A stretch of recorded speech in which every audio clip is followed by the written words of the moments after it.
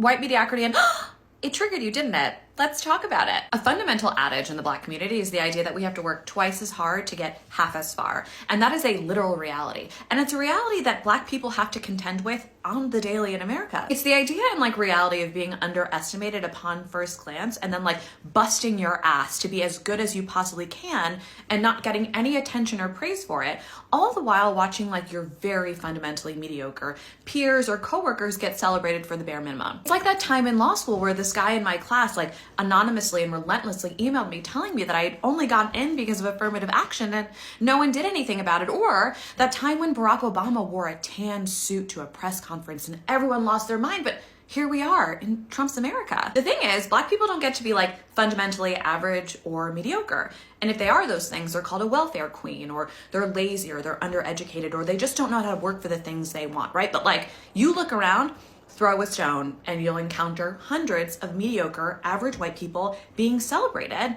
for the bare minimum. To be Black in this country is to be constantly monitored and surveilled and criticized and detested all of the time. And to be successful, it's not enough to just be good. You have to be brilliant. You have to be beautiful. You have to be exceptional. You have to be charismatic. You have to be humble. You can't brag about it too much, right? It's not enough to be one thing. You have to be all of the things at the same time or you're fucked. But the gift of whiteness is the gift of just existing, right? White people are permitted to just exist, to be mediocre, to be average, to do the bare minimum and to be celebrated for that bare minimum, to be promoted for doing very little, right? White mediocrity is almost like a psychological safety net for white people, right? They know that no matter how far they fall, they'll never be considered lower than Black people. And that gives them a certain joie de vivre, doesn't it? And this term, white mediocrity, is not meant as a diss. It's meant more of as a challenge, right? I have tons of white people that I like, that I'm friends with, my mother, my partner, right? What I'm saying is the structures of America have been built so that white people prosper with doing very little. And the structures are also meant to keep Black people down, right? And we have to fight against those structures unless you love the fact that white mediocrity got you to where you are. Meanwhile, qualified people of color face immense barriers and obstacles to get anywhere in life. And you guys blame any sort of Black success on DEI and affirmative action, right? So let's go through some examples about white mediocrity and counter them against some Black excellence. Donald Trump bested Kamala Harris. That's insane. A lot of you really firmly believe that Taylor Swift is a better artist than Beyonce. That is fundamentally insane. Donald Trump is the president currently, and he's compared to Barack Obama. That is insane. There have been 44 white presidents and a single Black president. Also crazy. I can already hear the white keyboard warriors typing furiously, so angry at me. I got to where I was because of my skills. And I'm not saying that you're not skilled. I'm just saying you were born with so many advantages, right? You were born on third place and Black people were born in the parking lot and still they surpass you. And you can't blame that on DEI or affirmative action, right? You can blame that on Black excellence and the fact that you kind of rely on white mediocrity and the structures that permit you to be that way. Ultimately, I'm not saying that I hate white people or I think they're undeserving of the success they have. What I am asking you to acknowledge all of the time is that you were given so many privileges in order to get where you are today, right? And I need you to inspect your life and make sure that you're accounting for that privilege and helping lift up other marginalized folks. And if my talking about Black excellence and boasting about the successes of Black people makes you mad, that tells me everything I need to know about you. That explains why you voted for Donald Trump over and over again against your best interests. Why you literally think that Taylor Swift is a better artist than Beyonce. Why you hate Obama even though he gave you healthcare, right? You hate Black excellence because it's a mirror to potentially your own mediocrity. And for that, I would suggest you go to a therapist. Greetings everyone, welcome back to my channel once again. And I will kindly request that you like, subscribe, and hit the share button if it's the first time that you're coming across my content. And also to my returning subscribers, I'll also still like to thank you and encourage you to interact with this video through liking, commenting, and sharing. And in today's episode, we are seeing that a very rather sensitive topic is being called out by the Black Americans. And you're seeing that in this episode, white mediocrity is going to be addressed by different individuals who have compiled their clips, and I will kindly request that you watch the rest of this video as I come with my commentaries at the end of it. Taylor Swift has the fame and popularity that she has today mainly for two reasons. Number one, she's a mediocre white woman.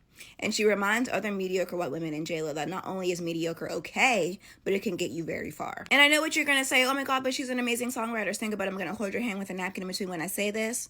She's been writing about the same thing for 20 years. If I were writing about the same thing for 20 years, I should be pretty good at it too. I don't And not only has she been writing the same album with different font for 20 years, but nothing about her has improved. Her dancing is still the same as it was 20 years ago. Again, she's writing about the same thing. She literally has not improved in any way in her career. And why is that? Because she's a mediocre white woman, and y'all will praise her for being a mediocre white woman. She knows she doesn't have to do anything more. Whatever she does, whatever she puts out, y'all are going to buy it. Number two, and I know y'all are not ready for this one, but ready or not, here I come. Y'all still see her as a little girl who was bullied by the big scary black man on the VMA stage in 2009. Now, friendly reminder, multiple things can be true at once. Kanye was dead the fuck wrong for doing that in that moment, and at the very same time, y'all have been infantilizing and coddling this woman since it happened. That's also why y'all feel the need to constantly compare Taylor Swift to Beyonce, because in that moment, Kanye was praising Beyonce over Taylor Swift, and so since that moment, y'all have felt the need to protect Taylor Swift and defend her virtue and prove why she deserved that award and other praises over Beyonce, and have never let Beyonce know a day of peace, even though number one, Beyonce was mortified in that moment and did not want Kanye to do that, and number two, when Beyonce was on the stage, she brought Taylor back on the stage to give her her moment. Thank you for coming to my TED Talk, and if you disagree with me, I could not give a fuck less. Hope this helps. Peace and love. Talk to you later. I feel like we're in a renaissance of white mediocrity in the music industry right now, and I just want to say that I'm not naming names, but if you see a white pop female artist and you ask yourself, if this person was black, would they be in the position that they're in right now? And the answer is no. It's not one, it's many. It's many. They're being produced somewhere in a factory. They're able to be mediocre. They're able to not be able to sing, not be able to dance. The choreo is weak. The vocals aren't there. You know, all this. But, oh, people love the vibe. It's the vibe. Would people still love the vibe if they were black girls? Why aren't black girls be getting the same amount of success with the little talent that these girls have? We know the answer. So I think we need to have a lot more conversations whenever it talks about white mediocrity and what it actually means. And by this, I mean the fact that anytime a white person does the exact same thing as, we'll say, any people of color, to be honest, they are more likely to receive accolades for that thing. They are more likely to be respected for that thing. And they are more likely to be thought of as having earned that thing. So the reason why the whole conversation around DEI as didn't earn it doesn't actually include almost any white folks and people, especially who were handed down their fortunes by their family members. If that was the case, then Elon Musk would be a part of the conversation, but it never has been brought up in this kind of mainstream conversation. Even further is when we talk about situations like the Caitlin Clark situation and the fact that Caitlin Clark is receiving all of the attention, is receiving the Nike brand deals that other black women athletes, that the black basketball players and predominantly black teams did not get the opportunity to do, regardless of the fact if they won or not. It's the same reason why whenever we talk about, in general, this historic comparison of black labor, of indigenous labor, of Asian labor, of literally all of these groups, Latins labor, not being respected, it's always in comparison to a white person and what their value is in relevance to that. It doesn't matter if they do a better job. It's the reason why, oddly enough, despite the fact that there are so many people that talk about how they hate immigration, how they hate immigrants, they do not do the jobs that immigrants do. And a lot of times they can't do the jobs with the same level of skill. Okay, since no one's going to say it, I'm going to say it. Let's just call it what it is. This Trump administration isn't some showcase of brilliance or strategy or moral authority. It is a showcase of white mediocrity, broadcast for the entire world to see. If you think about it, they scream about being the greatest. They scream about being the smartest, the most patriotic. But when the spotlight hits them, what do we see? Corruption, incompetence, lies stacked on top of lies. A government so insecure it has to redraw maps, it has to silence voters, it has to attack its own citizens just to hold on to power. And the world is watching. Countries overseas are looking at America, shaking their heads saying, this is America? This is what we were told was the standard for democracy? Because for centuries, whiteness carried itself alongside synonymous with excellence. while dismissing black and brown excellence as inferior. But Trump's administration has blown that myth to pieces because globally, people see it now. Whiteness in power doesn't guarantee wisdom. It doesn't guarantee justice. It doesn't even guarantee competence. All it guarantees is access. Access, handed down through a rigged system that protects mediocrity as long as it wears the right skin. So let's be clear. This ain't about every white person, but it is about the fact that Trump has exposed the truth, that the old story of white superiority was never superiority at all. It was all smoke and mirrors, and now the smoke has cleared. So what comes next, right? If America wants respect on the world stage again, it won't come through Trump. It won't come through clinging to whiteness. It will come through honesty, justice, and multiracial democracy that values talent, not skin. Because the global stage just learned what we've always known. When you strip away the privilege, white mediocrity can't hold a candle to black excellence. I am tired of the white tears. Listen, if you are competent, you are not concerned. When I walk into Congress every single day, you know why I don't feel away and why you can't make me doubt who I am is because I know that I had to work 10 times as hard as they did just to get into the seat. When you look and you compare me to Marjorie Taylor Greene or me to Lauren Boebert, there is no comparison. And that is the life that we have always lived. So the only people that are crying are the mediocre white boys that have been beaten out by people that historically have had to work so much harder. This is why they don't want us to have education. This is why they are trying to literally say we won't fund the HBCUs, because they know that if they've already gone after affirmative action and they're saying, you know what, don't allow them to come into, say, these PWIs, as we call them, don't allow them to come into these institutions. We know why they created the HBCUs in the first place. It was because they wouldn't allow us into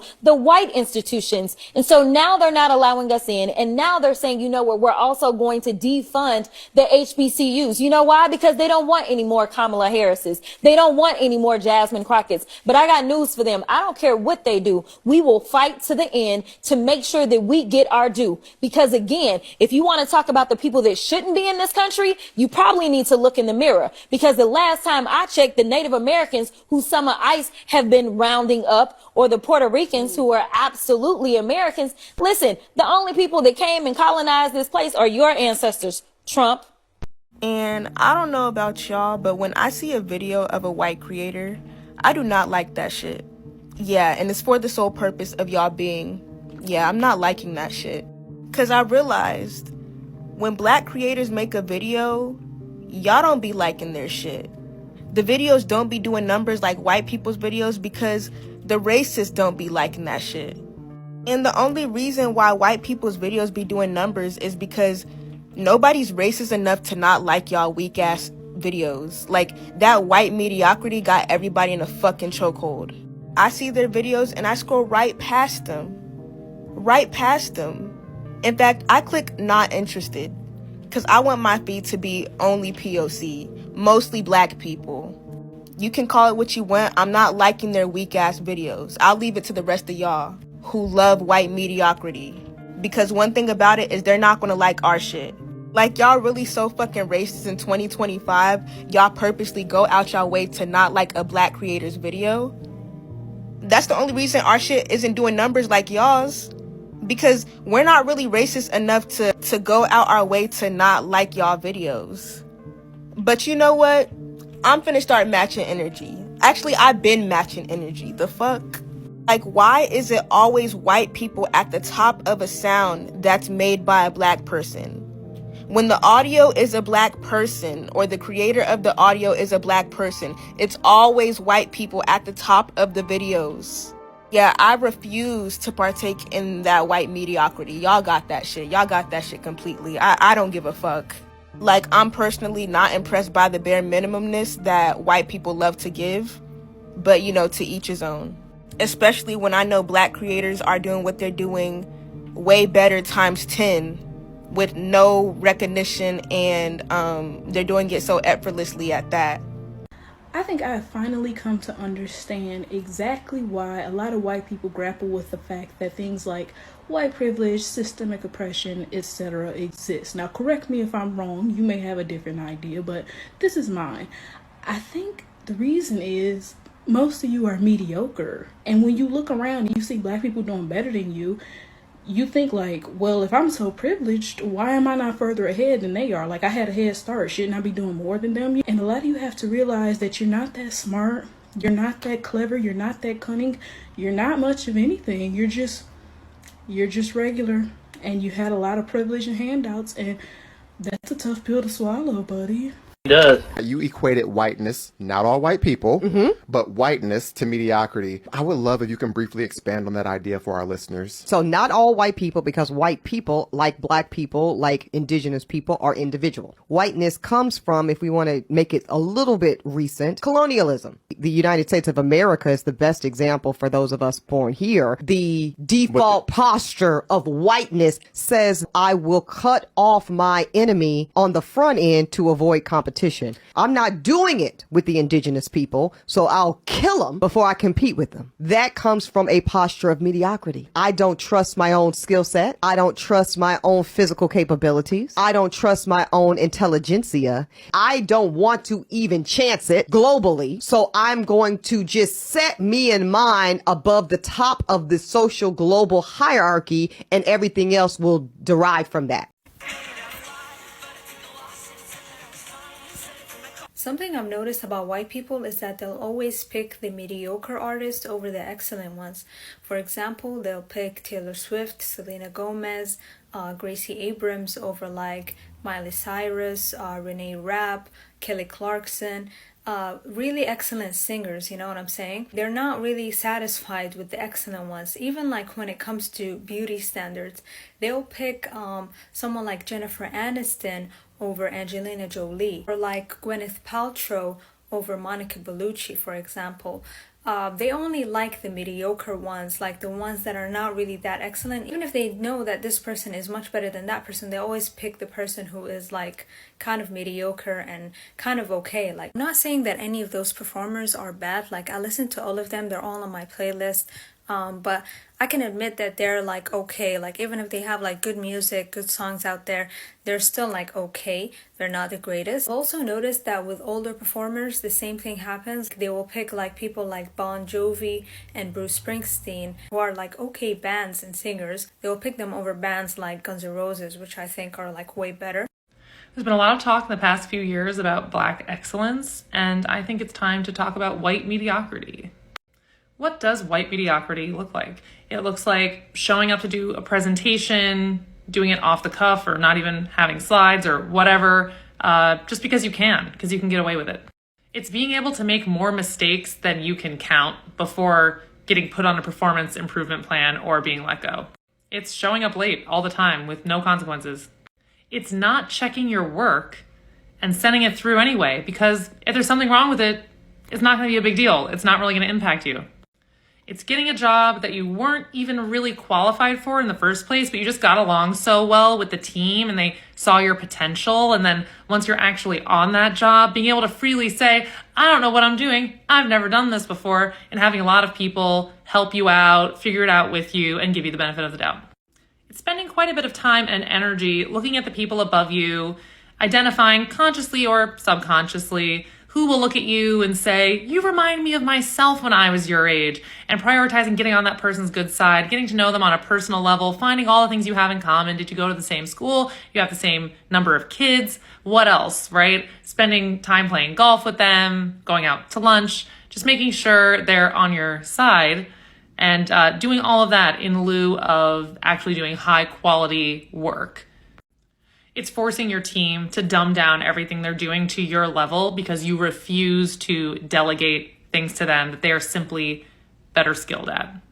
It's failing up, being more successful at pawning off the blame for your mistakes onto other people rather than actually being good at solving problems. What other white mediocrity have you seen at work?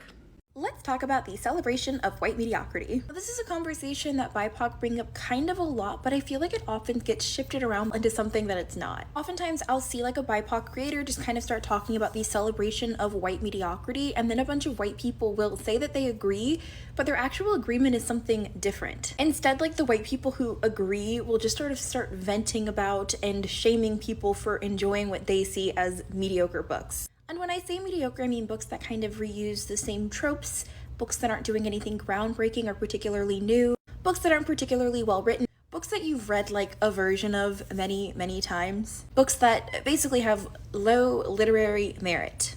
And I just want to say, like, that's not the issue. The issue that I and many other BIPOC have with the celebration of white mediocrity is that the standards by which people judge white books and then the standards by which they judge books by BIPOC authors are just totally different. Like, white people are allowed to be mediocre and successful. BIPOC are not. That's the issue. I don't care, to be really clear, I don't care if people, have like familiar tropes that they really like. I don't care if people like to read the same book in different fonts over and over again. I don't care if people enjoy books that aren't doing anything fresh or new. I don't care if people enjoy books that are mid. That doesn't bug me. I don't think all books need to be groundbreaking to be enjoyable. My issue is not with people enjoying mediocre books. My issue is with people only supporting mediocre books when they're written by white people. White people are allowed to get away with mediocrity in a way that BIPOC are not. So when BIPOC are talking about the celebration of white mediocrity, I don't want people to get confused and take that as like an excuse to start like shitting on people's tastes in books. Like, no, people are allowed to enjoy the things that they like. Like, that's fine. I am not opposed to mediocre books. I just ask that same kind of low bar that you have for white authors, you let BIPOC be measured by that too. Because we are held to entirely different standards. There are entirely different skills for white books versus BIPOC books. Please, let BIPOC be mid too. So when Black people say, we have to work twice as hard to get half the opportunities that are afforded to white people, and that dynamic has resulted in an epidemic of white mediocrity where they don't feel like they have to try because they never have. That clicks for everybody. Everybody gets it. And then we're going to turn around and question why men aren't pursuing higher education at the same rates as women. Are we... As if still in 2025, women aren't making an average of 87 cents to the man's dollar? Are we slow? Are we dumb? Well, thank you for watching the rest of the video to this end. And in today's episode, as you've watched it, you've seen that many individuals are coming out in the United States to call out the white mediocrity. And for beginners, we need to understand what white mediocrity really is. Well, white mediocrity is a privilege that is mostly accustomed to most whites in countries or in areas whereby white dominance is prevalent, and you get to see that individuals get awarded priorities or opportunities strictly based on their skin color and not on their competence, compared to other individuals of color like the Black community who have to work extra hard to get similar opportunities or privileges that these white individuals don't break a sweat for. And when talking about white mediocrity, we need to understand that it's usually based on white supremacist ideologies, whereby you get to see that individuals who don't belong to the white race are usually viewed as being incompetent and inferior compared to the white individuals who, when we come into reality, we are seeing that these individuals are getting opportunities that are better compared to the other people of color, not simply because of their competence or their expertise in this field, but simply because of their white color and the systemic racism that favors them. And if you watch the rest of this video, you're seeing clips of different individuals calling out instances whereby white mediocrity has really played out in the United States setup, and you're seeing that most of them are quite frustrated and angry about these instances, especially, for example, when it comes to the music section, whereby you get to see that mediocre white artists usually get more attention and recognition in the music sector for their mediocre talent and abilities compared to other individuals of color, like, for example, the Black Americans who need to work extra hard to get a recognition similar to their white individuals. And if you watch this clip, there are several white artists who have been called out And I leave that part to you to make that judgment also. If the claims that these black individuals or the individuals who you have seen in this clip are making about white artists, some of the white artists being mediocre, are either true or is just a way of hating on their music. Personally, I believe in black excellence, and we've seen that many black individuals have really prospered and dominated most or some of the specific fields in the United States. For example, in the music culture, we know the great cultural impact that hip hop music has had to not only the American community, but the world at large. And this impact has not only been a source of inspiration to individuals across the world, it has also shaped generations of individuals. And you're getting to learn that all this comes out of black excellence. And you're seeing that these excellent black individuals actually dominated in these specific fields. Also, going back to history, you're getting to learn that most black individuals made some of the modern inventions that we are currently enjoying. And this has been suppressed in history, whereby we're getting to see that we are only taught about white inventors. And also by getting to learn this, we're getting to know that these inventors didn't actually own the actual or the original invention. They only patented it from the original inventors, who actually happened to be black. And this was a way of shaping the narrative that the white race was dominant compared to the black race. And again, going back to white mediocrity, we are going to see some of the instances where this phenomenon has played out. A good example is when it comes to employment and evaluations, that is, during interviews and getting chances to work in certain companies or institutions. For white individuals, the evaluation is not as strict compared to the black individuals, and these white individuals are usually given passes merely based on their skin color, and the achievement of these individuals and competence, it's not of importance as compared to the black individuals, who are required to be excellent in these fields to be given a similar positions to the white, compared to the white individuals who needed to only appear and worked less harder to get that position. Again, it comes to the promotions in the workplaces, and you get to see that it's easier for a white individual to climb the employment ladder and get higher position compared to the black individuals or other people of color who need to demonstrate their competence and overall achievements across the years in order for them to just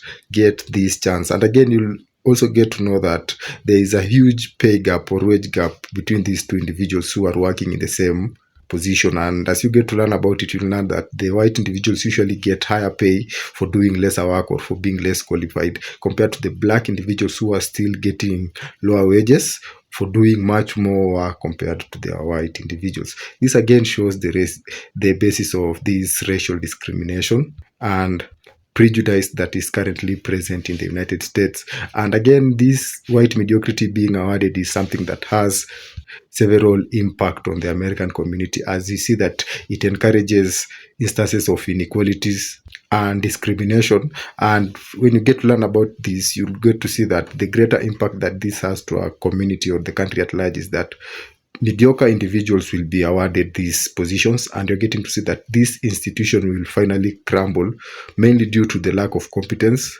and adherence to the strict method of awarding individuals who are really meant to be in that position, rather than strictly using the racial card to make these promotions.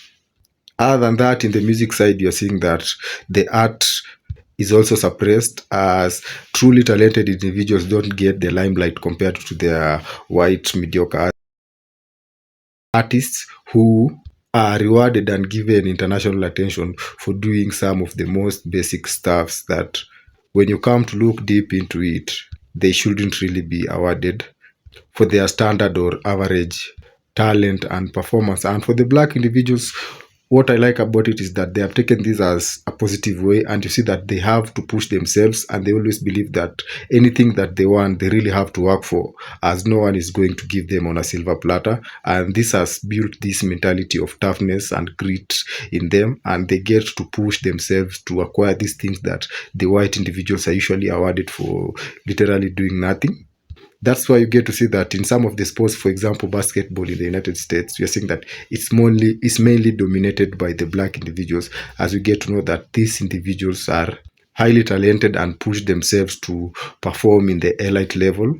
And in this, again, you cannot cheat performance on the elite stage, as everyone will be watching you and you will be strictly judged for having mediocre performance or getting this elite limelight despite of you being average. Well, this marks the end of this episode, and I will kindly request that you share your thoughts and ideas with me in the comment section. Thank you once again, and see you in the next one.